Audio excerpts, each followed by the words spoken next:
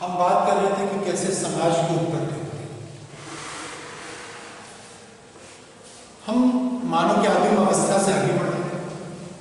We were discussing about what was the condition when human was in his primitive days, in his natural stage, प्राकृतिक अवस्था। हम आदिम अवस्था की जब बात कर रहे थे तब की बात है। हमने देखा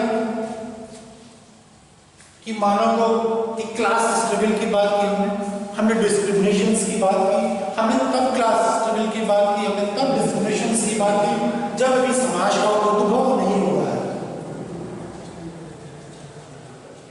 हमने बात इसलिए शुरू की थी, हमने ये सोचा था कि कैसे जो मानविकी के विषय जो ह्यूमैनिटीज हैं उनके जीवन में क्या बात है, उनका अध्ययन क्यों करते हैं, उनके अध्ययन की आवश्यकता क्यों है,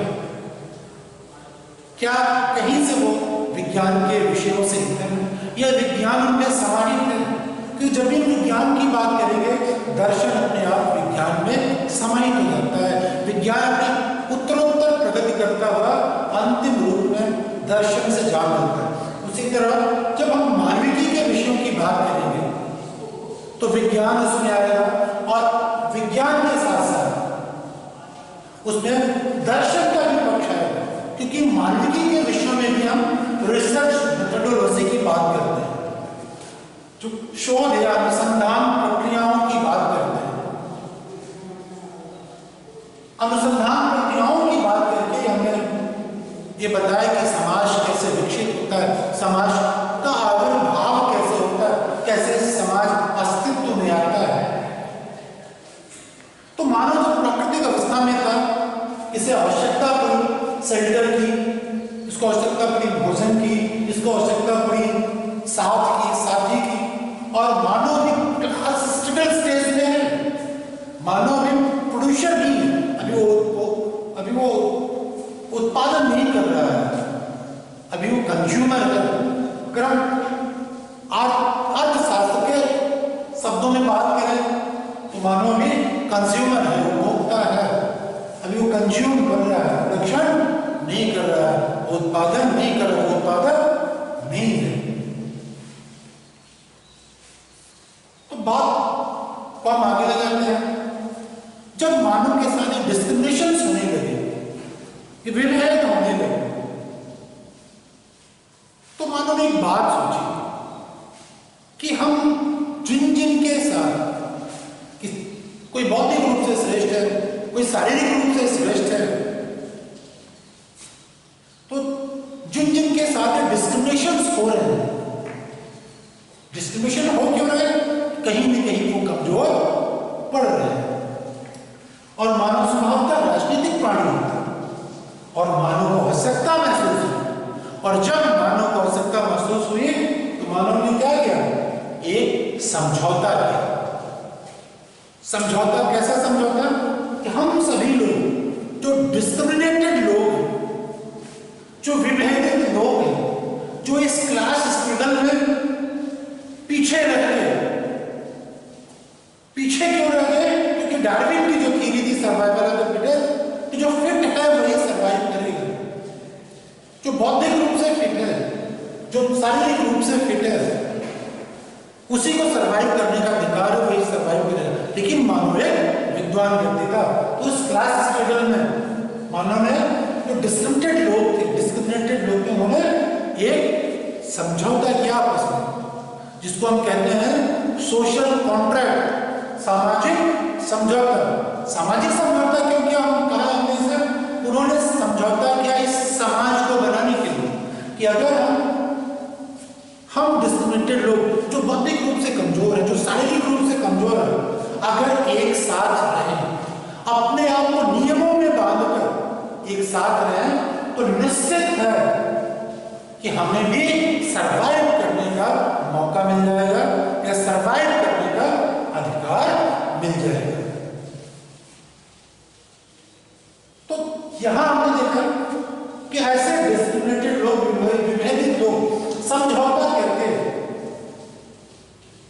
एक समाज का निर्माण करते हैं। तो जैसे हम बात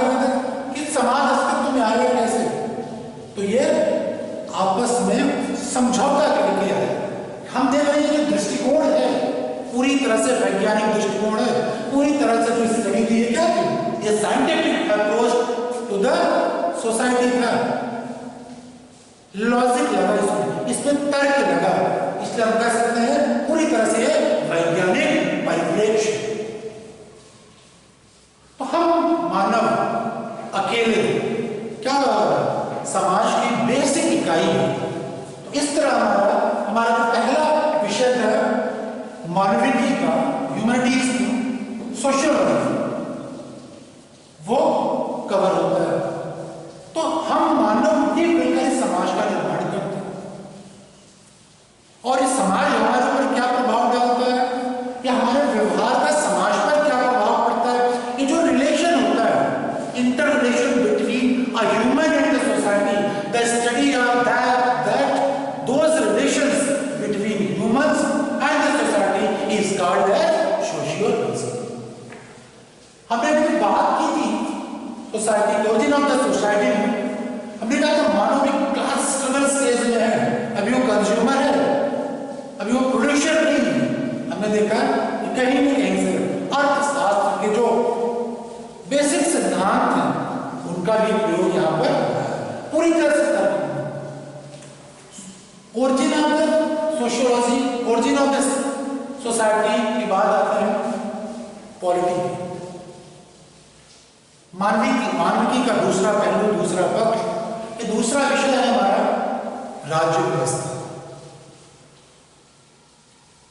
हमने देखा कि समाज की उत्पत्ति हुई, ओरिजिन ऑफ द सोसाइटी, इसे हम ओरिजिन ऑफ द स्टेट कह सकते हैं। और जैसे स्टेट अस्तित्व में आया, हम जिन्होंने समझौते किए थे वो समझौते निश्चित है कि किसी न किसी चार्टर बना के किए गए होंगे या कुछ बेसिक रूल्स तय किए गए होंगे, कुछ ऐसे आधारभूत नियम तय किए गए होंगे जिनके आधार पर उनके बीच का, लोगों के बीच का बॉन्ड बना रहे और समाज अस्तित्व में बना रहे। वो जो नियम, बेसिक नियम थे, जो मूलभूत नियम थे, वो हमारे मूलभूत विधियां कहलाई। वो हमारी पहली प्राकृतिक विधियां कहलाई, जिन विधियों की, जिन लॉज के बेस पर हमने अपने प्रथम समाज का निर्माण किया था, हमने अपने प्रथम स्टेट का निर्माण किया था। और जैसे स्टेट अस्तित्व में आया, हमने स्टेट बनाया, हमें आवश्यकता हुई हम पर शासन करने वाले व्यक्ति, तो हम पर शासन करने वाले व्यक्तियों का चुनाव हमने दो तरीके से किया।